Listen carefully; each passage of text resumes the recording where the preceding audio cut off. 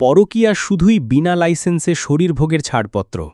পরকীয়া মানে শুধু অন্যের শরীরের স্বাদ নেওয়া নয়, এটা আসলে একটা চরিত্রহীনতার ছাপ, আত্মার উপর কালো দাগ। অন্যের স্বামীর গায়ের গন্ধ বা অন্যের স্ত্রীর নিঃশ্বাস, এই নেশা এতটাই ভয়ঙ্কর হতে পারে যে একজন মানুষ নিজের সংসারটাকেই আগুনে ফেলে দেয়।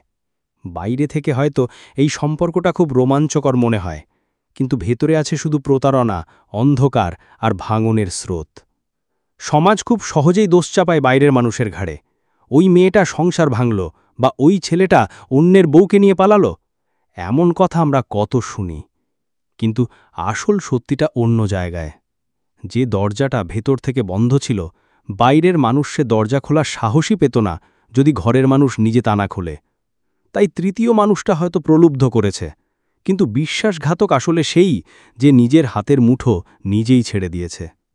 ভাবুন তো, যে স্বামী দিনের বেলা পরিবারের পাশে থেকে রাতের অন্ধকারে অন্যের ঘরে শরীর খুঁজে বেড়ায়, সে কি আদৌ আপনার স্বপ্নের নায়ক? কিংবা যে স্ত্রী নিজের সংসারের ভালোবাসাকে তুচ্ছ করে অন্য কারো কাছে আশ্রয় নেয়, সে কি সত্যিই অসহায় নায়িকা? না, ওরা আসলে নিজেদের জীবনের সবচেয়ে বড় প্রতারক। যে একবার বিশ্বাস ভাঙতে পারে, সে কাল আবারও তাই করবে, কারণ ওদের চরিত্রেই আছে বেইমানি। পুরুষের দিকটা দেখুন, অনেকে ভাবে পরকীয়া মানে দায়িত্বহীন শরীরই আনন্দ। সংসারে যে দায়িত্ব, যে বাঁধা আছে তা তো ঘরেই চলছে, বাইরে একটু বাড়তি স্বাদ নিলেই হলো। আপনাকে হয়তো সে ফুলের মালা গলায় পরাবে, ভালোবাসার কথা বলবে, কিন্তু সংসারের স্বীকৃতি দেবে না, কারণ আপনার জন্যে ওর জায়গা নেই। আপনি শুধু ওর কাছে উত্তেজনা, ক্ষণিকের আনন্দ, যেটা শেষ হয়ে গেলে ফেলে দেওয়া যায়। নারীর দিকেও একই রকম গল্প।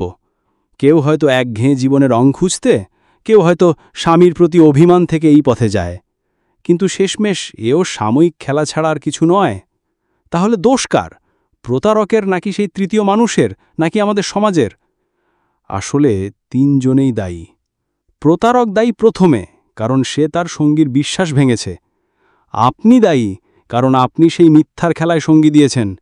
আর সমাজ দায়ী, কারণ সম্পর্কের ভাঙন কেন হয়, কেন দূরত্ব তৈরি হয়, তার সমাধান না খুঁজে বাইরের মানুষকে গালি দেওয়া সহজ মনে করে। সবচেয়ে দুঃখজনক হলো, শেষে যে মানুষটা একা হয়ে যায়, সে হলেন আপনি।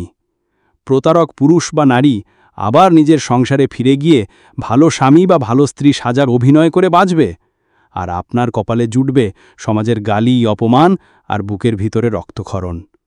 তাই আজও সময় আছে ভেবে দেখার। অন্যের ভাঙো সংসারের টুকরো কুড়িয়ে আপনি নিজের সুখের প্রাসাদ গড়তে পারবেন না। যে মানুষটা তার নিজের নয়, সে আপনারও কোনোদিন হবে না। আজকের নিষিদ্ধ উত্তাপ কাল আপনাকেই পুড়িয়ে ছাই করে দেবে না তো?